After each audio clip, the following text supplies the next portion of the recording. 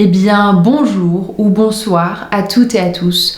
On se retrouve enfin dans cette vidéo tant attendue. Non, ce n'est pas la vidéo présentation de ma nouvelle coupe de cheveux. D'ailleurs, je vous demanderai s'il vous plaît dans vos commentaires de ne pas donner votre avis sur cette coupe de cheveux, de ne rien dire par rapport à mes cheveux. On est là pour parler de livres aujourd'hui, pas pour parler de mes cheveux. Et tout commentaire mentionnant ma coupe sera supprimée. Voilà, je vous remercie de respecter ma volonté. On se retrouve dans ma vidéo sur les romans de vampires que je vous recommande, mon top roman de vampires, bref, ma vidéo sur les livres de vampires. Enfin, ça y est. Je ne savais pas comment vous faire cette vidéo, je ne savais pas comment vous la présenter, parce que faire un top me semblait pas pertinent dans le sens où pour moi les livres sont pas aux mêmes endroits au niveau de mes émotions et de mon parcours de lectrice.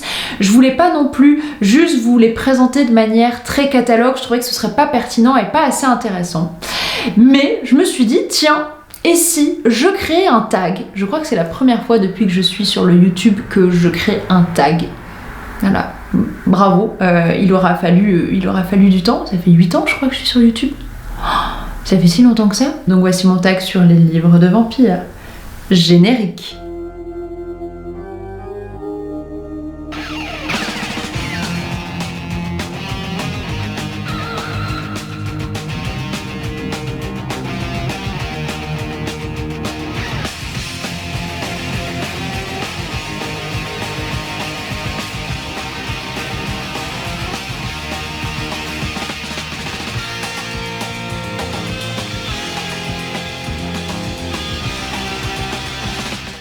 On va tout de suite commencer avec la première question. Quel est le premier livre de vampire que j'ai lu? Le premier livre de vampire que j'ai lu, c'est Le Dracula de Bram Stoker, ici que j'ai dans la magnifique édition Penguin Classics, que m'a offert mon ami John Smith, donc qui est en anglais.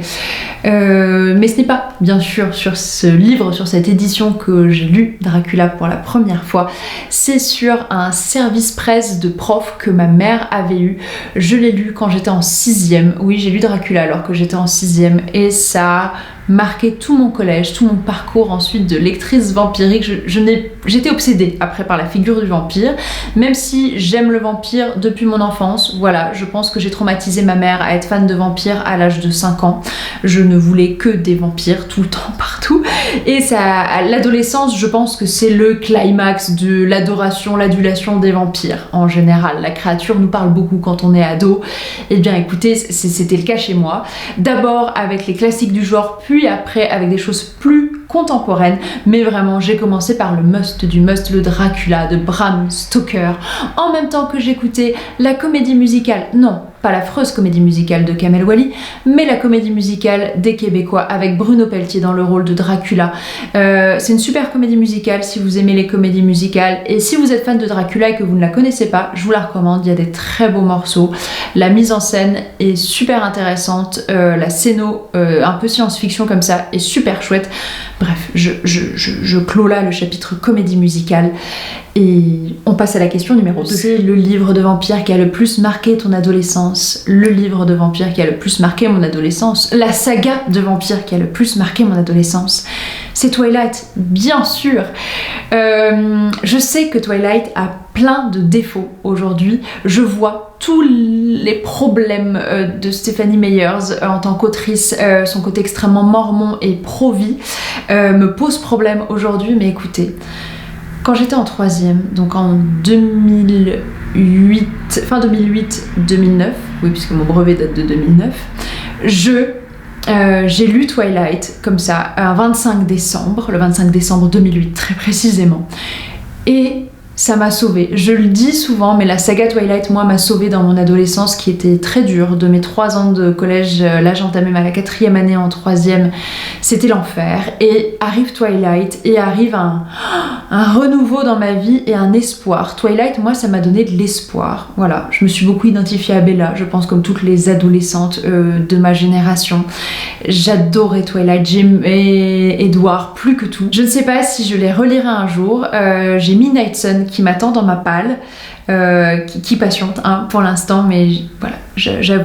c'est Twilight qui a le plus marqué mon adolescence. Question numéro 3, un livre de vampire que personne ne connaît.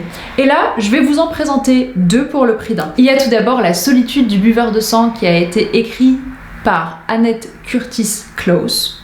Je pense que c'est bon. Les références seront en barre d'infos comme toujours. C'est un livre que j'ai lu quand j'étais en 3e, avant Twilight, celui-ci, parce qu'en fait j'ai dévoré tous les livres, sans mauvais jeu de mots, j'ai dévoré tous les livres de vampires du CDI quand j'étais au collège. La solitude du buveur du sang, c'est pas un...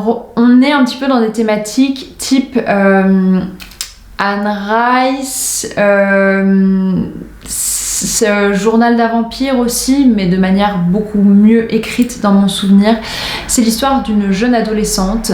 Sa mère est malade d'un cancer en phase terminale. Elle va la voir à l'hôpital et un jour elle rencontre Simon qui est un vampire et qui va lui narrer son histoire. Donc si vous aimez le côté d'entretien avec un vampire, remonter le souvenir d'un vampire qui nous raconte sa vie, son histoire, moi c'est quelque chose qui me passionne, et ben j'avais adoré. Mais c'est un roman qui est très très dur, qui est noir, hein. On évoque la maladie, il y a la pédophilie qui est évoquée également, le viol, enfin voilà, c'est dans les thématiques de vampires un peu dur, même si tout est en sous-texte, tout n'est pas frontal dans La solitude du buveur du sang. Mais c'est pas un roman pour les très très jeunes lecteurs et lectrices sur les vampires, mais en fin d'adolescence, moi je le trouve super pour commencer à aborder des écritures plus adultes et plus trash sur les vampires. Le deuxième roman que je vous présente, c'est L'Inconsolé de Mélissa Restou, qui est publié aux éditions du Petit Caveau.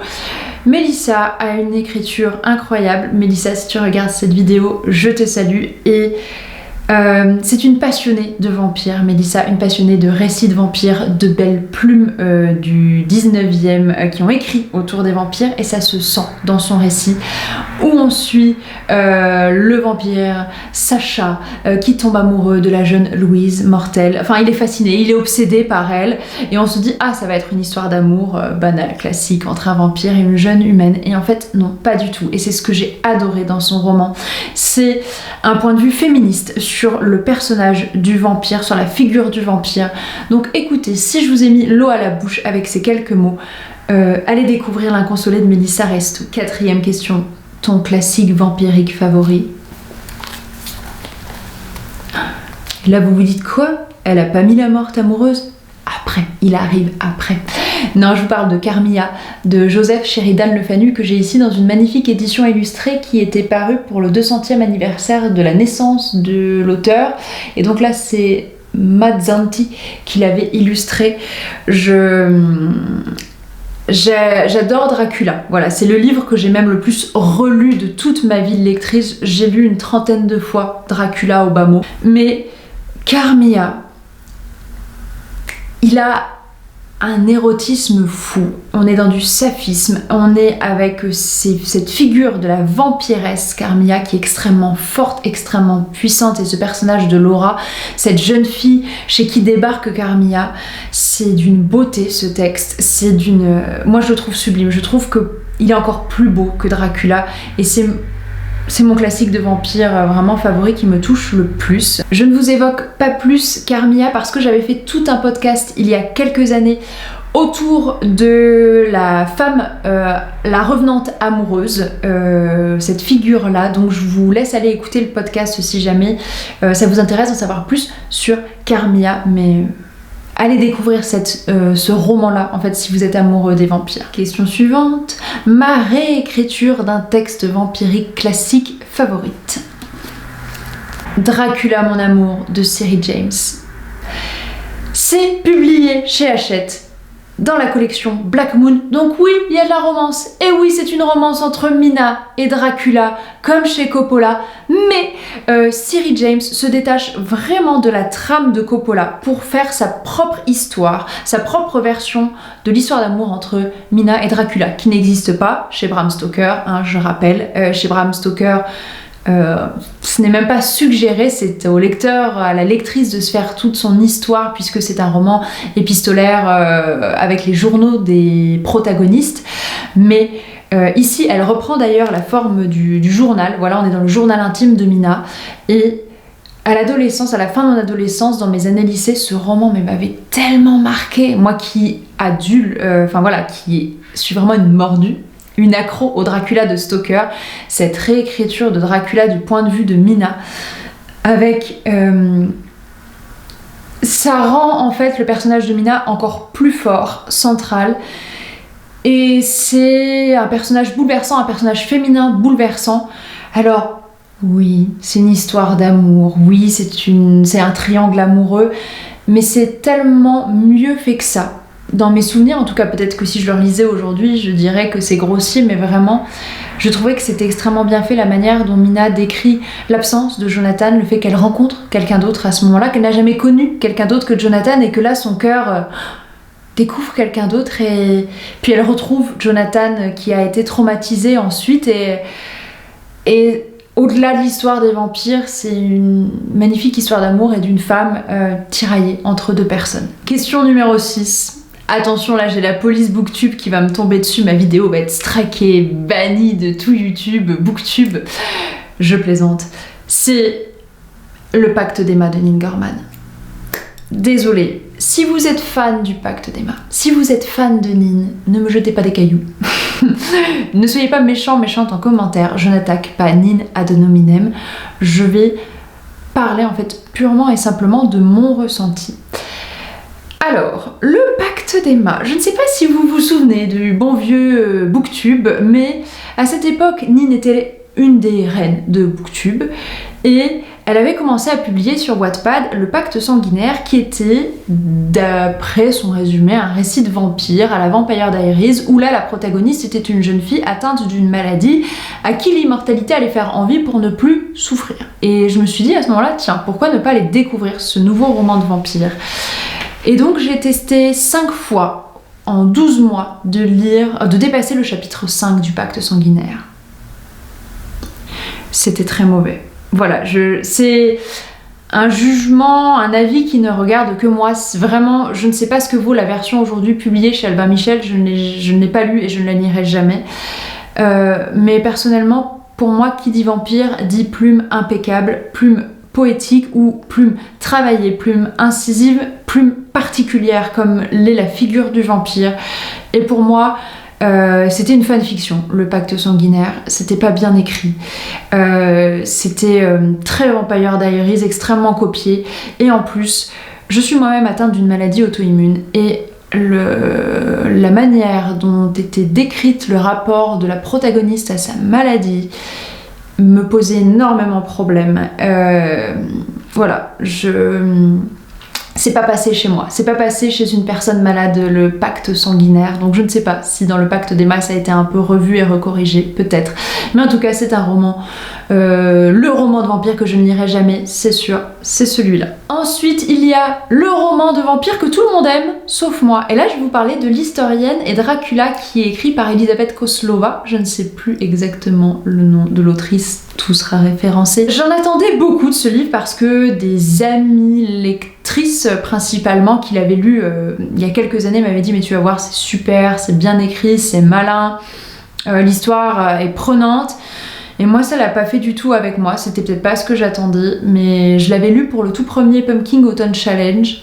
Ah non, pas pour le tout premier, mais je l'avais lu pour un pumpkin quand même, et je vous laisse ma vidéo avis dans le petit i quelque part par là et dans la description sur mon ancienne chaîne. Écoutez, ce sera mieux que mes souvenirs brumeux d'aujourd'hui. Question numéro 8, la meilleure nouvelle vampirique. Oui, ça y est, je vous parle enfin de La Morte amoureuse de Théophile Gautier, mais bien sûr que oui, vous pensiez vraiment que j'allais faire une vidéo sur les vampires sans vous parler de La Morte amoureuse alors que j'en ai fait une lecture audio? Impossible. La Morte amoureuse, c'est tout à nouveau mon adolescence, c'est tout un pan de mon adolescence. J'en ai fait donc une lecture que je vous glisse quelque part. C'est ce livre-là qui m'a donné envie de faire le podcast sur la figure de la femme damnée et amoureuse. C'est le personnage de Clarimonde, c'est le personnage qui m'a le plus marqué dans la littérature. J'ai très envie un jour d'écrire l'histoire de Clarimonde avant qu'elle ne rencontre Romuald et d'en faire quelque chose, ou sur scène, ou de manière romancée, que sais-je, mais vraiment le personnage de Clarimonde, c'est un personnage qui m'a touchée. J'adore cette histoire de ce jeune prêtre Romuald qui, le jour de son ordination, croise le regard de Clarimonde, qui n'est autre qu'une vampire, une diablesse, et voilà. Et là on est dans du fantastique au niveau de la nouvelle, avec le doute. C'est une nouvelle somptueuse, qui est courte mais extrêmement prenante. Donc écoutez, si vous aimez les vampires, s'il vous plaît, allez découvrir La Morte amoureuse de Théophile Gautier. Après, cette question me permet aussi de vous présenter 2 sublimes recueils de nouvelles vampiriques. On a tout d'abord l'anthologie Vampire malgré lui, publiée aux éditions du Petit Caveau. Il y a des super bonnes nouvelles sur les vampires, dont le Mademoiselle Eduarda de Vincent Tassi dedans, je ne dis que ça. Et ensuite, il y a Écrit avec du sang de Tanit Lee. C'est une très grande autrice, Tanit Lee, dans le monde de l'imaginaire. Écoutez, mais sa plume sur les vampires. Si vous aimez l'écriture un peu de Léa Silol, vous voyez, vous allez vraiment adorer Tanit Lee. C'est somptueux, c'est poétique, c'est noir. Il y a une réécriture de Blanche-Neige version vampirique, si je peux vous dire que ça aussi, pour que vous ayez envie de découvrir ce recueil de nouvelles. Question numéro 9. Le roman vampirique avec la meilleure adaptation. Bien sûr, Entretien avec un vampire d'Anne Rice. Non, je n'ai pas encore vu la nouvelle adaptation en série. J'ai très peur de la regarder parce que j'ai pas du tout aimé le thriller. Et je crois que j'aime pas leur choix d'adaptation. Donc j'attends un petit peu avant de regarder cette série. Le Entretien avec un vampire d'Anne Rice, je vous l'ai dit, collège, période vampire. Arrive un moment où fatalement je tombe à la télé sur l'Entretien avec un vampire de Neil Jordan avec Brad Pitt, Tom Cruise, Antonio Banderas, Kristen Dunst. Comme tout le monde, je tombe amoureuse de Lestat et j'attends 3 ans avant de lire enfin Entretien avec un vampire d'Anne Rice, et je n'ai pas été déçue par ma lecture, et j'en ai que plus apprécié l'adaptation parce que je trouve que c'est une superbe adaptation. Je trouve que Neil Jordan a vraiment réussi le fait de passer d'un format papier au format écran, qu'il s'intègre dans son époque, dans les années 90, avec son adaptation, avec les thématiques de son adaptation. Le roman d'Anne Rice date des années 70 et il y a vraiment des thématiques qui sont quand même très bizarres. Au bout d'un moment, la pédophilie avec Louis Lestat, Claudia, hein, le sous-texte est quand même problématique. Mais il n'empêche que ce roman m'avait bouleversée quand je l'avais lu, et que l'adaptation, il ne se passe pas une année sans que je la regarde au moins une fois. En parlant de thématiques problématiques, la question suivante, c'est le livre de vampire le plus dérangeant que tu aies lu. Âme perdue de Poppy Z. Bright. Voilà, je pense que c'est pas possible de mettre autre chose que ce roman-là. Je vous en avais parlé dans... je crois que c'était dans ma dernière ou dans ma toute première vidéo de 2022 pour vous. Je l'ai lu à l'été 2021. Et pour enfin comprendre qui est Poppy Z. Bright, ce qu'elle a écrit sur les vampires, parce que beaucoup d'auteurs que j'aime se disent inspirés par elle, qui maintenant est lui. Mais voilà, moi je garde Poppy Z. Bright comme nom pour simplifier pour moi, désolée. Et Âme perdue, non, alors là pour vraiment, Anne Rice, c'est une petite joueuse à côté. Vraiment, là on a inceste, on a viol, on a stupre, on a meurtre, on a tout ce que vous voulez de glauque, de sale qui peut être attaché à l'image du vampire là-dedans, et c'est même pas sublimé par une belle écriture, et c'est ça que je reproche à Poppy Z. Bright, parce que juste après je vous parle d'un roman qui a des thématiques tout à fait similaires mais qui a une plume divine. Mais on n'en est pas là. Ouais, non, Poppy Z. Bright avec Âme perdue, c'était horrible pour moi, c'était vraiment extrêmement dérangeant. J'ai pris aucun plaisir à le lire et à découvrir son histoire et sa cosmogonie vampirique. Mais on m'a dit que c'était à cause de la traduction française et que en VO ça passait beaucoup mieux. Question suivante, c'est le roman vampirique qui te hante encore aujourd'hui. J'ai été traumatisée par Je suis ton ombre de Morgane Kossarieu. Mais j'adore ce texte, j'adore ce roman. Il est dérangeant, il est dérangeant au possible, il est affreux, il est infâme, il y a de l'inceste, il y a vraiment de la pédophilie, il y a tout ce que vous voulez, il y a du viol entre enfants. Voilà, donc comme ça vous êtes prévenus, c'est pas du tout pour les âmes sensibles les écritures de Morgane, mais il est génial, il est extraordinaire. c'est la première fois que je lisais un roman de ce style-là. Morgane, c'est une autrice qui a écrit une tétralogie autour des vampires. Je suis ton ombre, c'est le deuxième, mais je dirais que les 3 premiers tomes peuvent se lire indépendamment. Le premier, c'est Dans les veines. Ensuite, on a Rouge toxique et Rouge Venom. Et Je suis ton ombre. Mon Dieu, mais j'en ai encore des sueurs froides. J'étais dans mon petit studio spinalien. Je lisais ça l'après-midi pendant la canicule sur le clic-clac et j'étais obsédée, omnubilée par ce livre. Il fallait que j'aille au bout, même si c'était horrible, même si je regardais de loin le livre et j'étais ah non mais c'est pas possible, mais qu'est-ce qu'elle écrit, mais c'est tellement bien écrit, c'est addictif en fait. Morgane, elle a une plume incisive, crue, directe, mais qui est prenante. Mais je n'ai jamais lu une autrice, un auteur qui écrit de la façon dont Morgane le fait, les récits gore et difficiles et les thématiques vraiment hard, et c'est délectable à lire. Voilà, c'est même beau à lire. Voilà, elle nous fait un petit peu son fleur du mal à elle, j'ai envie de dire. Elle extrait le beau du lait, mais vraiment de l'horreur infâme. Et ce que j'aime beaucoup chez elle, c'est qu'elle montre que le vampire, ce n'est pas forcément la plus horrible des créatures, mais que c'est plutôt l'être humain, le véritable monstre. Question numéro 12, le vampire qui m'a le plus ému.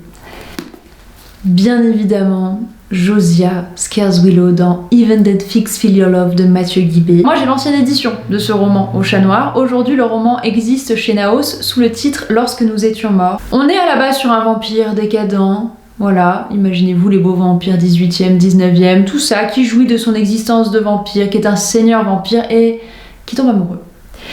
D'une jeune femme qui devient obsédée par cette jeune femme comme peuvent l'être les vampires, et là on se dit ah, c'est un scénario classique. Oui mais non, parce que son amour disparaît à ce vampire.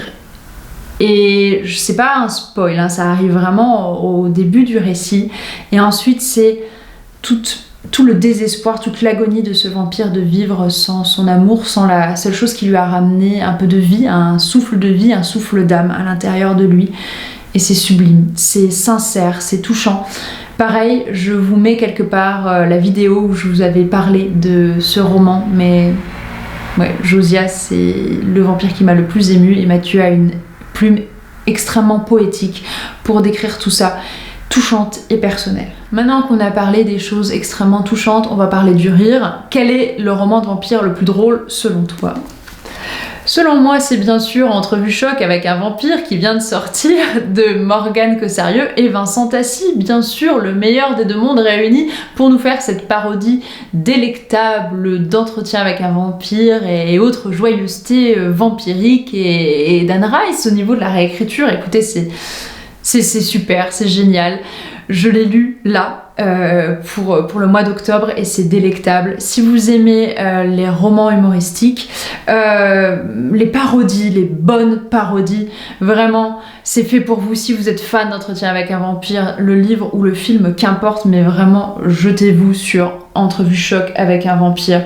C'est tellement bien fait, c'est intelligent, drôle, on ne s'ennuie pas.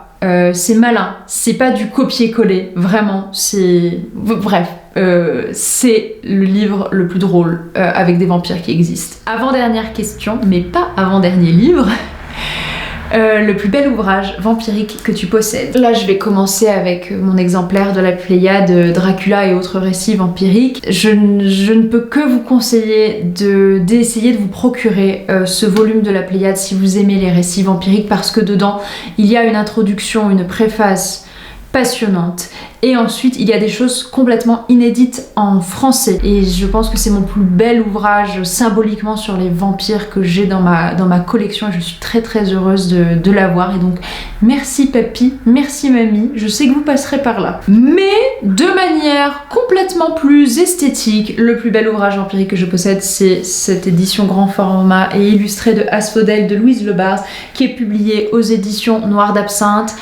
Noir d'Absinthe, c'est une maison d'édition. Si vous aimez tout ce qui est gothique, noir, toutes ces créatures-là, que vous avez fait le tour des éditions du Petit Caveau et des éditions du Chat Noir, découvrez les éditions Noir d'Absinthe. Morgane est une éditrice exigeante, et pointue et grâce à qui en fait aujourd'hui on connaît Louise Le Bars. Et Louise est une autrice avec une plume extrêmement poétique et bouleversante et bien pensée, engagée et ciselée, que j'avais découverte moi avec son roman Vers de lierre. Et je vous parle d'Asphodèle. Asphodèle, malheureusement, il a eu une mauvaise publicité à cause d'une participante du PLIB il y a quelques années.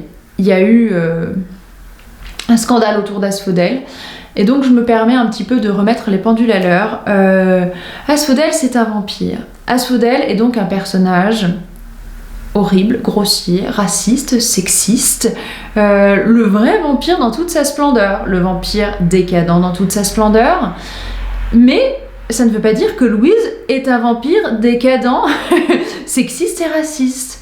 Voilà, Louise est une autrice qui écrit des personnages, des protagonistes infâmes. Ça ne veut pas dire qu'elle l'est. Ça veut juste dire qu'elle a assez d'humanité et de recul sur le monde qui l'entoure, comme tous les artistes, pour pouvoir le retranscrire et nous pointer du doigt les problématiques de notre société. Voilà, ça c'est dit. Dans Asphodèle, nous suivons donc Asphodèle le vampire, qui va nous présenter au cours de ces quelques chapitres les 7 femmes qui ont marqué sa vie, les 7 femmes dont il est tombé amoureux à sa manière, mais tout de même avec qui il a partagé une relation, quelque chose. Et écoutez, moi j'ai adoré ce récit-là. C'est beau, c'est touchant, on ne s'ennuie pas du tout. Chaque portrait de femme est différent. Asphodèle, on le sent évoluer au fur et à mesure de ce récit, et on comprend à la fin pourquoi on nous a parlé de ces 7 femmes qui ont marqué la vie d'Asphodèle. On ne peut pas s'attendre à la chute de ce roman. Vraiment, moi ça a été une immense surprise. Écoutez, je ne peux que vous recommander de vous procurer Asphodèle, soit dans la version grand format simple, soit dans cette belle édition illustrée. Ensuite, la dernière question, le plus beau roman vampirique de tous les temps, à mes yeux. Mettez pause sur la vidéo, mettez un commentaire, voir si vous avez deviné quel livre je vais vous présenter. Je vous parle d'Apostasie, de Vincent Tassi. Voilà, j'attends à l'heure où je vous parle d'ici quelques semaines l'édition collector. Apostasie, c'est le roman, on ne pourra pas à mes yeux faire plus beau roman de vampire. C'est le roman de vampire que j'ai rêvé de lire toute ma vie. Vincent a l'écriture la plus noire et poétique et torturée et sublime qu'il m'ait été permise de rencontrer. Sa plume me touche particulièrement et m'émeut tellement. Dans Apostasie, on suit le personnage d'Anselme, qui est un jeune garçon qui va s'égarer dans la Sylve Rouge. Il va se perdre dans cette forêt, y vivre, et un jour il va rencontrer les habitants de cette Sylve Rouge, qui ne sont autres que des suceurs de sang, et qui vont eux-mêmes lui raconter la légende de la Sylve Rouge. On est dans un récit enchâssé avec beaucoup de personnages. On a la légende d'Apostasie en fond de toute cette histoire, et c'est sublime. Vraiment, on ne peut que être touché par les personnages de Vincent. Mon ami John Smith Légendarion a dédié un épisode de son podcast à Apostasie, donc je vous laisse aller l'écouter. Je suis entièrement d'accord avec John par rapport à l'écrit de Vincent. Et loin de lui le soleil, qui nous parle de ces personnages de la Sylve Rouge, de leur histoire. En fait, c'est pareil, c'était bouleversant, c'est unique, c'est hybride comme texte, et ce sont des images marquantes. Dans Apostasie aussi, il y a vraiment des images choquantes. Voilà, c'est vraiment à nouveau, c'est pour un public averti. Vincent ne fait pas dans la dentelle, et pourtant c'est une dentelle ensanglantée, je dirais, parce que c'est horrible les scènes que Vincent nous raconte, nous met en image, mais elles sont sublimées par une écriture. Mais c'est pas permis en fait d'écrire comme ça, d'écrire des choses aussi horribles avec autant de beauté derrière.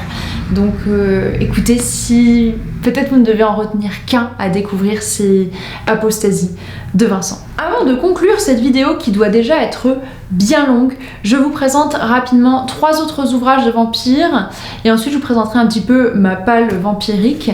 Je vous parle de la saga Le Livre perdu des sortilèges de Deborah Harkness. Cette saga, elle est plutôt connue, elle avait fait grand bruit à l'époque. Moi, j'ai pas aimé jusqu'au tome 3. Autant vous dire, le premier tome, j'ai pas trop aimé, le deuxième tome, un peu plus, mais encore, mais c'est vraiment au 3e tome que j'ai accroché à la saga. Allez savoir. On suit une jeune sorcière qui est l'élu un petit peu des sorcières, et qui va voilà, qui va sortir un livre de la bibliothèque d'Oxford. C'est un livre maudit, un livre que beaucoup de créatures recherchent, dont des vampires. Elle va rencontrer Matthew de Clermont, voilà, et donc qui est un vampire et qui va nous raconter son histoire aussi, qui vient d'un clan vampirique, et c'est quand même pas mal. Voilà, ça a ses défauts, il y a de la romance bien sûr, mais c'est prenant. Je vous parlais de Vincent, il a aussi écrit Comment le dire à la nuit, qui est reparu cette année au Diable Vauvert, et il me semble que l'édition, il y a eu quelques modifications dans le texte également. C'est pas, voilà, moi je préfère Apostasie, mais voilà, si vous connaissez Apostasie mais pas Comment le dire à la nuit, allez-y, vous allez découvrir d'autres vampires, d'autres manières qu'a Vincent d'écrire le vampire. Et surtout, il faut que je vous parle du Vampirologie de Adrien Parti, qui est paru aussi cette année chez ActuSF. C'est un beau bébé, c'est un livre sur les vampires. Adrien Parti, c'est celui qui a créé le site vampirisme.com, donc il y a des chroniques sur films, séries, expos, tout ce qui touche à la figure de vampire. Adrien est un des grands spécialistes français du vampire, qui a aussi créé le salon du vampire sur Lyon, qui devrait revenir en 2023 sur Paris. Si vous aimez les vampires et que vous voulez découvrir plein de choses, jetez-vous sur Vampirologie, il y a des articles à l'intérieur. Ce n'est pas du tout un livre catalogue sur les vampires, mais ça vous fait découvrir 10 romans de vampires complètement oubliés, 10 films de vampires sous-cotés, ça passe jeux vidéo, manga, jeux de rôle aussi, il y a des entretiens avec des spécialistes, bref, très très beau livre à offrir aussi aux passionnés de vampires. Et maintenant, rapidement, ma palle. J'ai Midnight Sun qui m'attend, donc Twilight, tome 1, du point de vue d'Edouard. J'attends de le lire depuis des années, enfin je pense que comme beaucoup d'ados qui étaient fans de Twilight, je voulais que Midnight Sun paraisse un jour. Ça a été fait en 2020, écoutez, ça fait 2 ans là qu'il patiente dans ma palle, je ne sais pas, peut-être qu'un jour je le lirai, mais j'ai peur. Le Dracula, les origines de Dacre Stoker et J.D. Barker, oui c'est les deux mêmes zozos qui ont écrit Dracula l'immortel, la suite officielle de Dracula, que j'exècre, je déteste ce roman, cette suite de Dracula. Là, sur Dracula et les origines, ils vont a priori se baser sur la vie de Bram Stoker, son enfance et peut-être un vampire qu'il aurait connu. Voilà, c'est pour inventer la genèse de Dracula. Meredith par Morgan Stankiewicz. J'espère que j'ai bien prononcé Morgane, désolée. C'est donc l'éditrice de chez Noir d'Absinthe. Il me semble que dedans on a une vampiresse, c'est ça. Ça m'a fait penser aux Imaginales, quand Morgane m'avait fait le résumé, à quelque chose dans du Joyce Carol Oates, pour les personnes qui connaissent les romans gothiques de Joyce Carol Oates. J'ai un Fred Vargas qui attend dans ma palle, Un lieu incertain. J'ai jamais lu de Fred Vargas, c'est pas mon genre d'habitude, mais je sais que là-dedans il y a des vampires, donc voilà, il est dans ma palle, c'est normal. Et après, du Ray Bradbury avec de la poussière à la chair, mais j'ai vu que Pepper l'avait lu récemment et qu'elle avait pas aimé. Moi aussi j'aime beaucoup Ray Bradbury, donc je tends un peu le dos pour ici son histoire de vampire. Juste quelques recommandations, 2 pour être précise. Il y a un épisode de Mana et Plasma qui existe sur les romans de vampires, donc allez l'écouter. Et il y a une vidéo des mots de l'imaginaire qui est parue récemment également. J'espère que cette vidéo vous aura plu. Vous voyez, la nuit est tombée en même temps que je la filmais. C'est bien, ça tombe parfaitement pour la thématique de cette vidéo. Je vous embrasse et je vous dis à très bientôt pour une prochaine vidéo. N'hésitez pas à me dire, vous, dans les commentaires, quels sont vos romans de vampires favoris. Et n'hésitez pas, si vous avez un support littéraire sur les réseaux, à reprendre ce tag aussi. Les questions seront en barre d'infos.